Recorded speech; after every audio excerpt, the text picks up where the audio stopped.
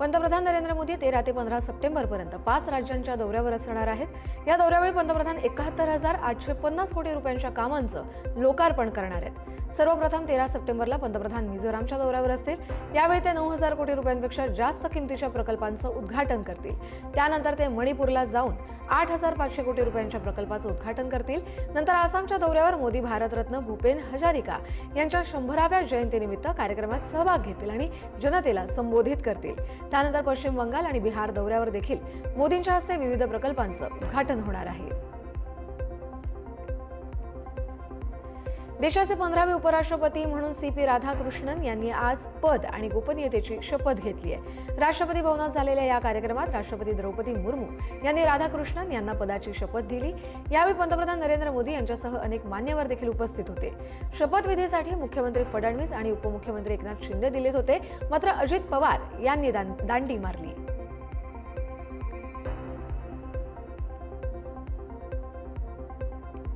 गुजरातमध्ये मुसळधार पावसामुळे पूरस्थिती निर्माण झाली आणि याचाच आढावा घेण्यासाठी मुख्यमंत्री भूपेंद्र पटेल यांनी आज थराड तालुक्यातील नांगला खानपूर गावाला भेट दिली आहे। या भेटीदरम्यान त्यांनी प्रत्यक्ष परिस्थितीची पाहणी करून स्थानिकांशी संवाद साधला।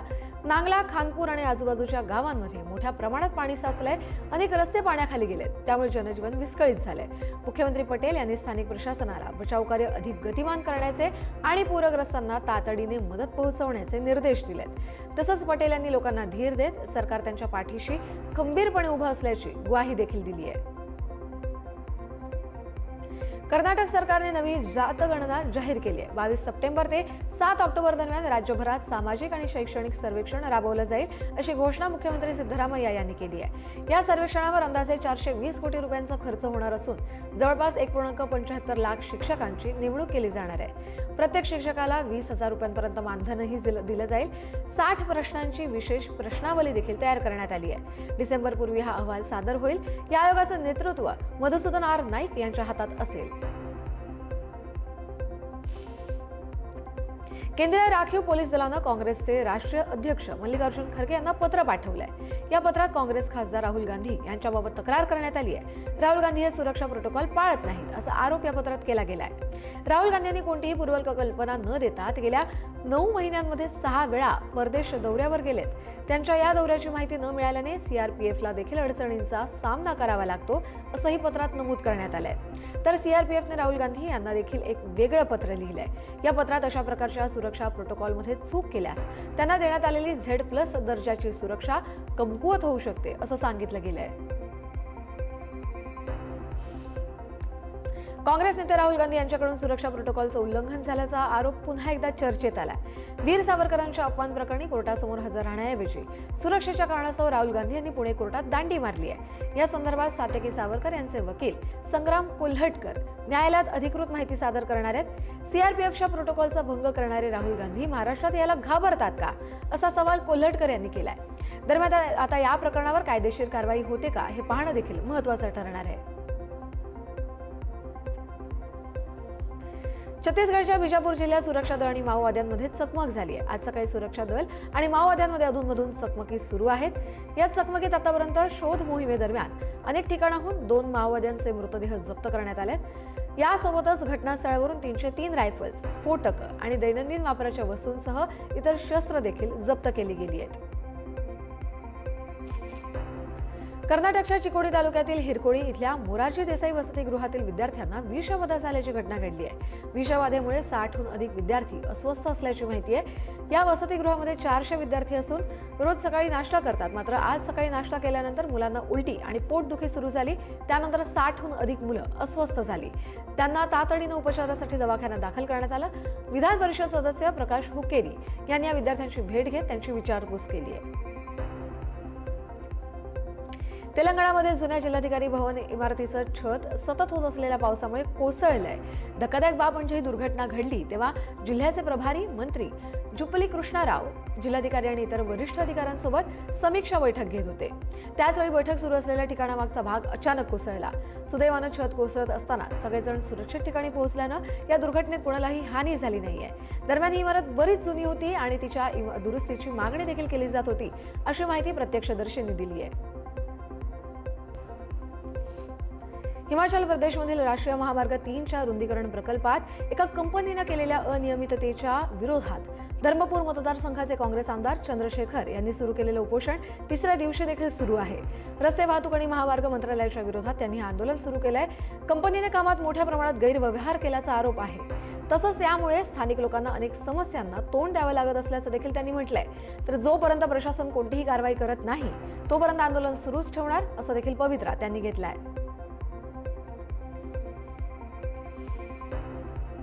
राजधानी दिल्लीत सोनं आणि चांदीच्या किमतीने नवा उच्चांक गाठलाय। सोन्याचा दर 1,12,800 रुपये प्रति 10 ग्रॅम तर चांदीचा भाव 1,32,000 रुपये प्रति किलोच्या पुढे गेलाय।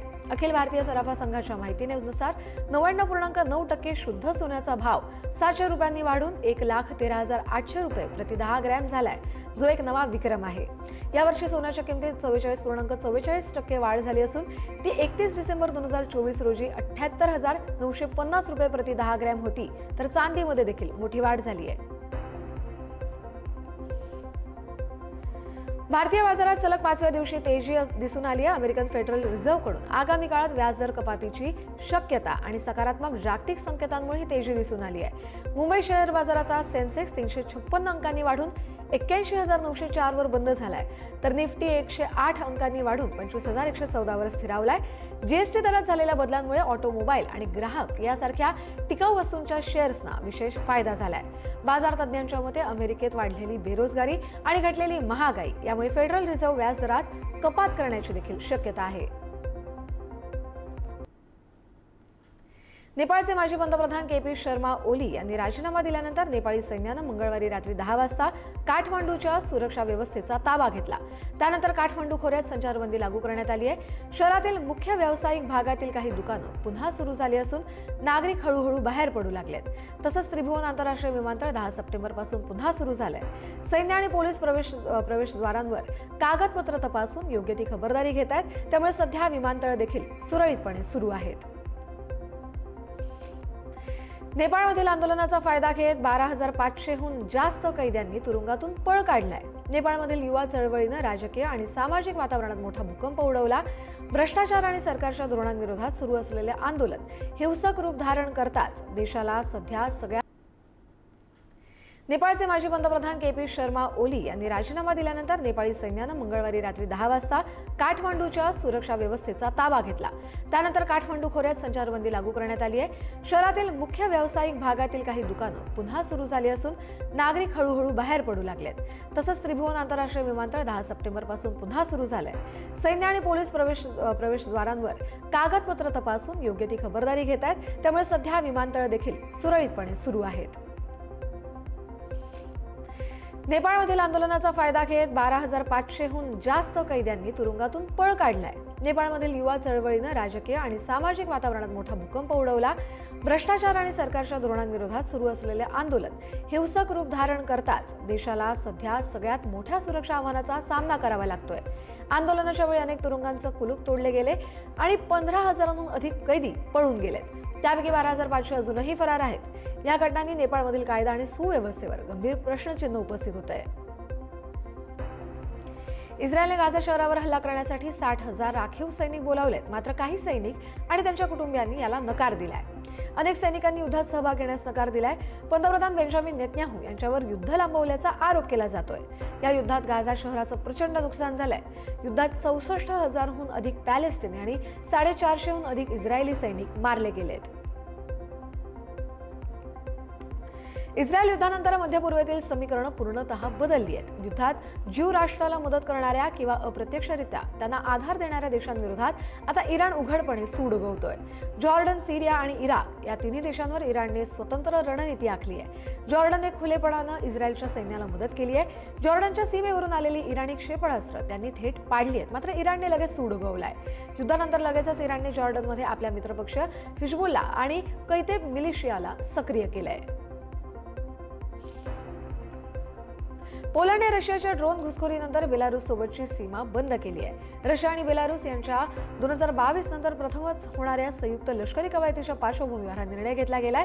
बुधवारी पोलंडच्या हवाई हद्दीत घुसलेले काही ड्रोन्स बेलारूसमधून आले होते अशी माहिती पोलंडने दिली।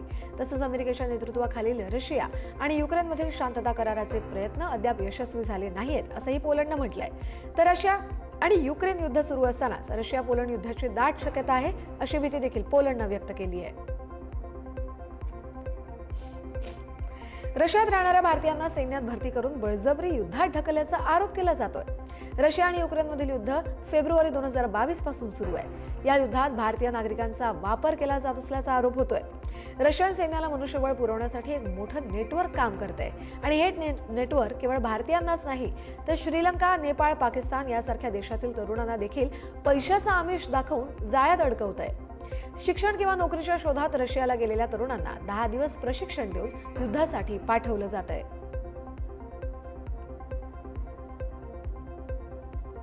अमेरिकेच्या डीएनसी मुख्यालयाला मिळालेली बॉम्ब धमकी खोटी असल्याचं समोर आलंय। डीएनसीच्या प्रवक्त्याने याबद्दलची माहिती दिली आहे। यूएस कॅपिटॉल पोलिसांनी बाहेर कोणताही धोका नसल्याचं निश्चित केलंय, तरी खबरदारी म्हणून इमारतीच्या आतील भागाची तपासणी केली जात असल्याची देखील माहिती समोर आली आहे। नेपाळमधील हिंसक निदर्शनादरम्यान पोलिसांनी केलेल्या गोळीबारात मृत्युमुखी पडलेल्या निदर्शकांच्या कुटुंबियांनी काठमांडूमधील रुग्णालयाच्या शवागाराबाहेर मेणबत्ती लावून निषेध व्यक्त केला। दरम्यान त्यांनी न्यायासाठी लष्करी अधिकाऱ्यांना भेटण्याची योजनाही आखली आहे। निदर्शनांमध्ये 34 जणांचा मृत्यू झालाय तर 1368 जण जखमी झालेत। निदर्शकांनी आपल्या मृत नातेवाईकांसाठी सरकारी सन्मानाची मागणी केली आहे। तर आमच्या प्रियजनांचा बळी गेलाय पण राजकारणाला प्राधान्य दिलं जातंय असं मत मृत निदर्शकांच्या नातेवाईकांनी व्यक्त केलंय। अमेरिकेतील युटा व्हॅली विद्यापीठात झालेल्या एका कार्यक्रमादरम्यान प्रसिद्ध राजकीय भाष्यकार चार्ली कर्क यांच्या हत्येचा संशयित आरोपी सीसीटीव्हीत कैद झालाय। पोलिसांनी दिलेल्या माहितीनुसार हा संशयित आरोपी घटनेनंतर तात्काळ लॉस सेंटर इमारतीतून बाहेर पडताना दिसतोय। या हत्येनंतर तपास यंत्रणांनी संशयिताचा शोध सुरू केलाय। संशयिताने नेमका कोणत्या मार्गाने पळ काढला याचा तपास सुरू आहे। या फुटेजमुळे तपासाला एक महत्त्वाची दिशाही मिळाली आहे। हत्येनंतर पोलिसांनी तात्काळ परिसराची नाकेबंदी केली होती परंतु हल्लेखोर पळून जाण्यात यशस्वी झाला। या प्रकरणातील पुढील तपास सुरू असून आरोपीला पकडण्यासाठी पोलीस युद्धपातळीवर काम करत आहेत। अमेरिकेचे राष्ट्राध्यक्ष डोनाल्ड ट्रम्प यांनी चार्ली कर्क यांच्या पत्नी एरिका यांच्याशी फोनवर चर्चा केली आहे। दरम्यान ट्रम्प यांनी चार्ली किर्क यांच्या हत्येवर तीव्र प्रतिक्रिया व्यक्त केली आहे। चार्ली किर्क यांचा मारेकरी एक ॲनिमल आहे, त्याला लवकरच पकडू, मारेकऱ्याला पकडण्यासाठी तपास सुरू आहे आणि त्यात चांगली प्रगतीही होतीये अशी प्रतिक्रिया डोनाल्ड ट्रम्प यांनी दिली आहे। तसंच ट्रम्प यांनी किर्क यांना युवांचा आवाज असं म्हणून देखील गौरवलं आणि त्यांच्या मृत्यूवर शोक व्यक्त केला आहे। राष्ट्राध्यक्ष डोनाल्ड ट्रम्प यांनी न्यूयॉर्क यांकीजच्या सामन्याला हजेरी लावली आहे, जिथे त्यांना काहींनी टाळ्या तर काहींनी नाराजी व्यक्त केली। हा दिवस 11 सप्टेंबरच्या हल्ल्याच्या 24व्या वर्धापन दिनानिमित्त होता, ज्याआधी ट्रम्प यांनी पेंटागॉन येथे पीडितांचं स्मरण केलं। स्टेडियममध्ये त्यांच्या सुरक्षेसाठी तिसऱ्या बेसजवळ विशेष काचेची खिडकी देखील बसवली होती। सामन्यापूर्वी त्यांनी प्रेक्षकांना हात केला, त्यांना थम्सअप दिलं आणि थम्सअप देऊन अभिवादन केलं, परंतु त्यांच्या आगमनाची कोणतीही घोषणा न झाल्यानं अनेकांचं लक्षच गेलं नाही। चिलीमधील एका शाळेत मोबाईल फोनवर सिग्नल ब्लॉक करण्याची एक अभिनव पद्धत सुरू करण्यात आली आहे। त्यामुळे विद्यार्थी पुन्हा एकदा व्हॉलीबॉल, बास्केटबॉल, टेबल टेनिस आणि प्रत्यक्ष संवादासारख्या गोष्टींमध्ये रमलेत। सॅन्टियागोमधील लो बार्नेशिया बेंटिकोनारियो या शाळेनं हा प्रयोग सुरू केलाय। या योजनेनुसार विद्यार्थ्यांना त्यांचे फोन एका खास बॉक्समध्ये ठेवावे लागतात, ज्यामुळे सिग्नल ब्लॉक होतो आणि या निर्णयामुळे विद्यार्थी अधिक एकाग्र झालेत। स्मार्टफोनच्या अतिवापरामुळे विद्यार्थ्यांमध्ये एकाग्रतेचा अभाव आणि मानसिक आरोग्यविषयक समस्या वाढत असल्यानं शाळेनं हा निर्णय घेतलाय। इस्रायल कतारची राजधानी दोहा इथे केलेल्या हवाई हल्ल्यानंतर पाकिस्तानचे पंतप्रधान शहबाज शरीफ तातडीनं कतारला भेट देण्यासाठी पोहोचले। विमानतळावर कतारच्या उपपंतप्रधानांनी त्यांचं स्वागत केलं। ही भेट फक्त औपचारिक नसून पाकिस्तानने कतारच्या सार्वभौमत्वासाठी आपली ठाम भूमिका मांडली आहे। शहबाज शरीफ यांनी इस्रायली हल्ल्यात मृत्युमुखी पडलेल्या लोकांबद्दल तीव्र सहानुभूतीही व्यक्त केली आहे। दरम्यान इस्रायलचे पंतप्रधान बेंजामिन नेतन्याहू यांनी या कारवाईचं समर्थन केलंय।